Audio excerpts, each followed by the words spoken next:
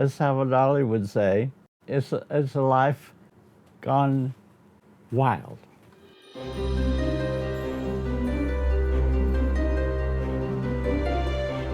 There's something permanent about Mr. Swann's brain. He turned out to have extraordinary ability. He saw dark figures, blue figures with these energy rays coming out.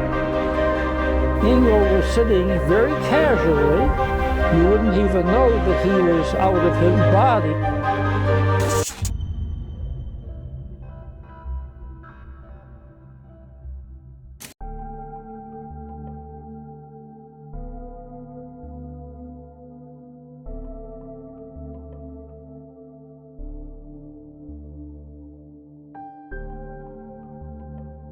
The nighttime skies in Telluride were fabulously beautiful because there was no light degradation of the stars in the heavens. And it was cold and clear. You could see the Milky Way, you could see stars, everything. It was a wonderful black backdrop. My dad had just bought a new car. So I put my feet on the running board of the car. One foot goes to the ground. I'm going to put the next foot on the ground, and suddenly I'm 1 billion miles out in space. And space is gorgeous. Then the other foot hit the ground, and my eyes went down to the ground, and I looked up to see what had happened, why the sky was like that. And it was all nice and black with sparkly stars in it and things like that. So that little event, which I never forgot, couldn't have lasted more than 5 seconds at the most.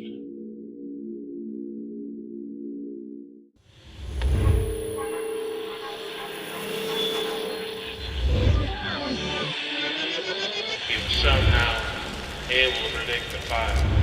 Greatest headlines of the century.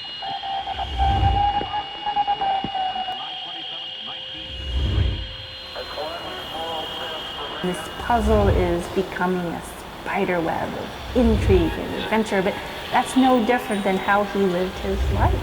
When he was practicing in the loft, he said sometimes he would re-enter his body upside down.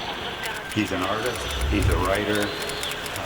He explored into the remote viewing beyond what anybody else had, and that's why it's Ingo.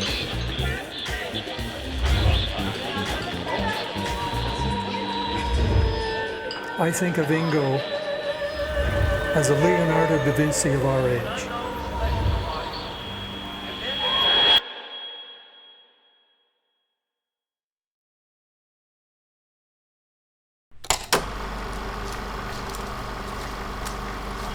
You may find it hard to believe that Swann could project himself to the surface of Mercury, but however you feel about it, he has been studied by a large number of scientists, including a group at one of the world's leading think tanks, Stanford Research Institute. To show they're not fooling, they've even awarded him a diploma recognizing his services to science. It was here that Ingo Swann's abilities were subjected to detailed examination, as were those of the controversial Uri Geller. We had worked with him for almost half a year, doing more or less conventional parapsychology experiments. As Swann is set up in a sealed room, Hal Puthoff throws a dice and through random selection finds a number which will correspond to one of a file of target locations held in the laboratory. 1, 2, 3, 4. 7's our number. These experiments must now pass the next scientific hurdle of being independently repeated in other laboratories.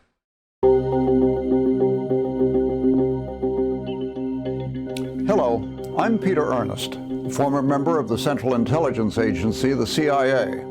I was there for much of the Cold War from the late 50s through 1995. And during that period, I served in what is called the clandestine service. Among those projects was something called remote viewing. In simple terms, that means the ability of a human being to see something at a far distance from where he or she is. One of the people featured in this effort by the agency was a gentleman by the name of Ingo Swann. He turned out to have extraordinary abilities in this regard, and so in witnessing the abilities of this gentleman, in hearing his story, you are participating in an activity by the CIA to see whether an individual could indeed contribute to intelligence by his extraordinary ability to see things at a far, far greater distance than any of us.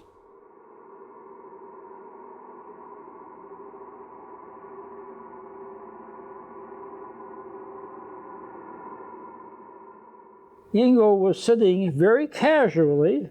You wouldn't even know that he was out of his body in any way or another, because he was smoking a very, very small cigar from time to time. He had his eyes closed, and he was talking in a normal, ordinary frame of voice, describing what it looked like on Mars and trying to identify if there were any life forms on Mars.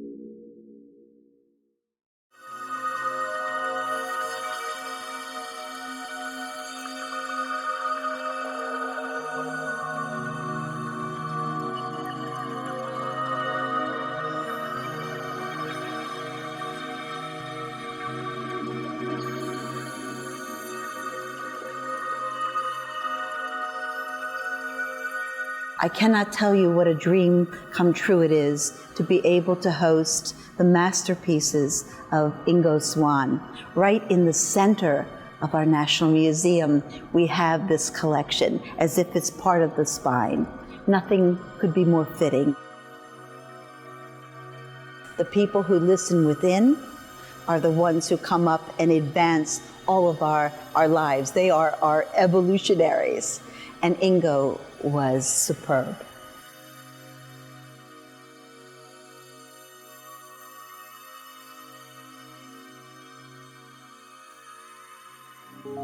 Here is a remote viewer who worked for several decades for our government, prized for this gift of understanding, of remote sensing. And what a perfect bridge to the public that comes to visit us to say that intuitive knowledge is real, authentic, truthful stuff and not fantasy.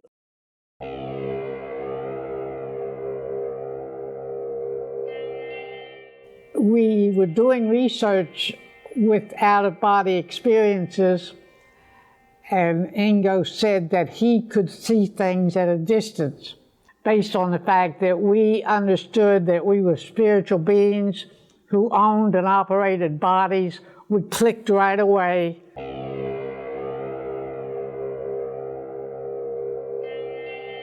I said, "What can I do for you?" And he said he needs more training situations, because at that point he was on his bed going down on Fifth Avenue, picking out a store window to see if he could see what the display was, and then later going to see if he was right. He said sometimes he would re-enter his body upside down.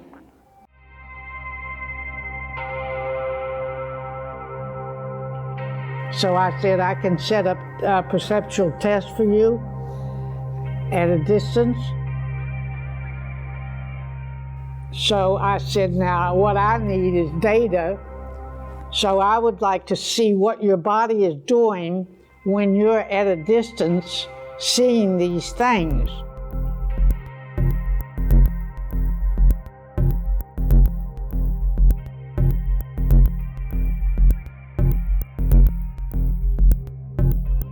So that's what we did. When I was really quite small, I could see auras around people, especially the head and shoulders. And this is when I was really quite young. Remote viewing, that is the viewing of a remote location, remote in space, well shielded, no other information input, was how the remote viewing thing got started. And there were also experiments done remote viewing in time, that is remote viewing future events, remote viewing past events. Ingo Swann was the lead psychic in the government Stargate program, which was a undercover program where psychics were asked to remote view into places like Russia to see if we could discern what was going on and gain intelligence from those countries. I believe Ingo was the most documented remote viewer for the government, and much of his work is still classified. I don't think a computer network is ever going to do what a gifted human can do in terms of remote viewing. But what was very interesting at that point at SRI was that you had, in the same laboratories, you had people who were developing computer networks that were going to annihilate space and time, as we know the World Wide Web today, and people who were looking at what consciousness could do to transcend space and time. As a physicist, space and time are inextricably intertwined, so it wasn't so surprising, but certainly in our everyday activities, the idea of seeing someone in the future or into the past at a remote location, no less, certainly boggles the mind.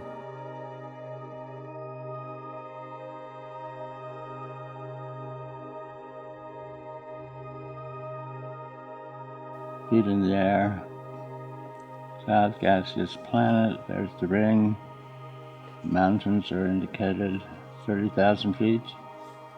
They're having a tornado when I was there. So Hal came and said, "You're the first to find a ring around Jupiter." I said, "I am?" "Yeah." So eventually,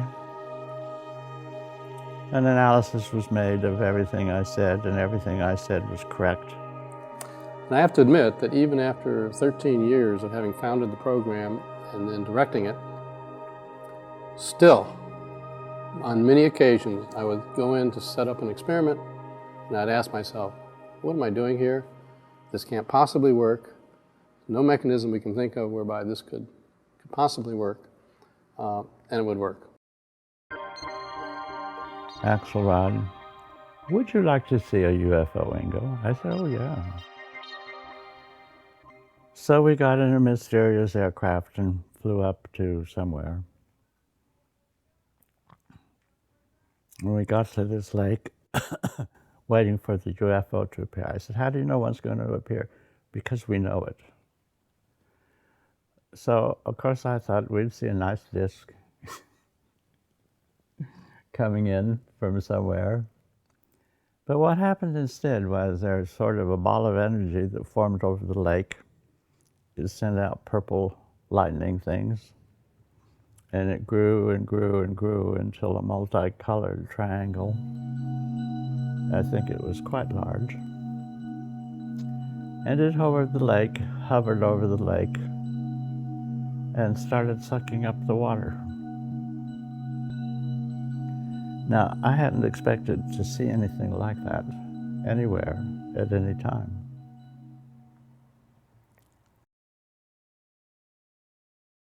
The way in which art works is about expressing aspects of the unconscious, or really sort of making concrete what is unconscious, I would say. It's important to remember that this was an individual who was about 36, 39 years old at the time of the Stonewall riots, which were in 1969.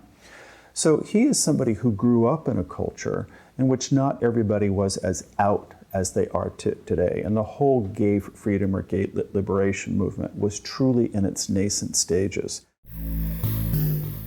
Psychic sexuality happens to be our most requested title in special collections ever.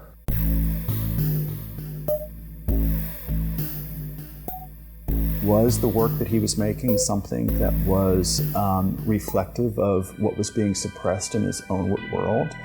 Were these really objects of desire? Was he really just looking at them to have fun? But this was a whole different culture that was going on at the time. So he was of a generation which is not that dissimilar to people of the same age.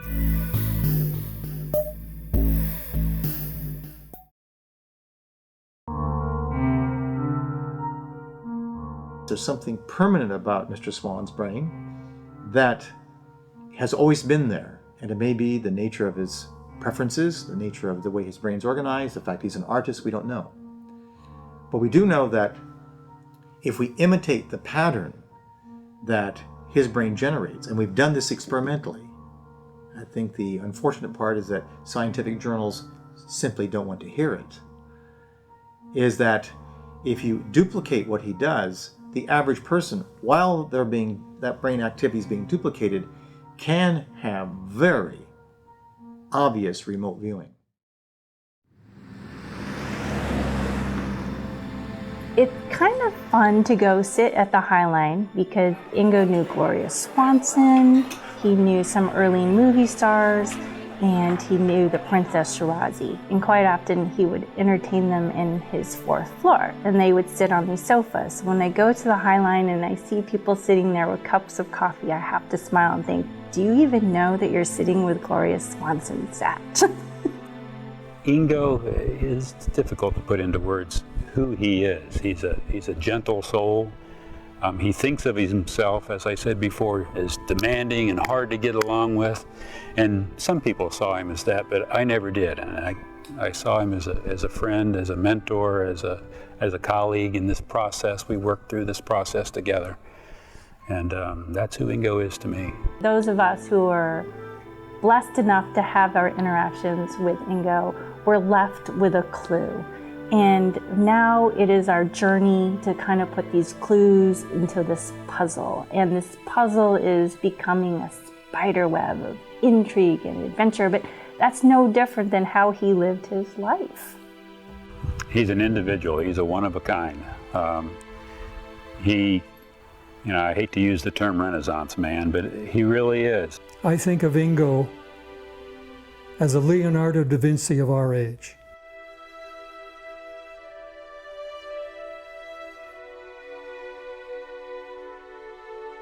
His greatest fear is to be alone.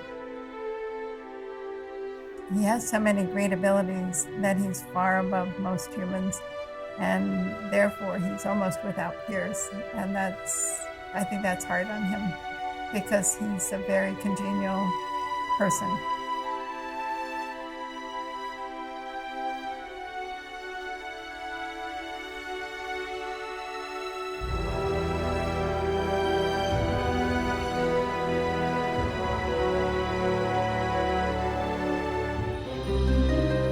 I came, I did. Pretty soon I'm going to go. And that's the end of the story. What the world does with anything is up to the world.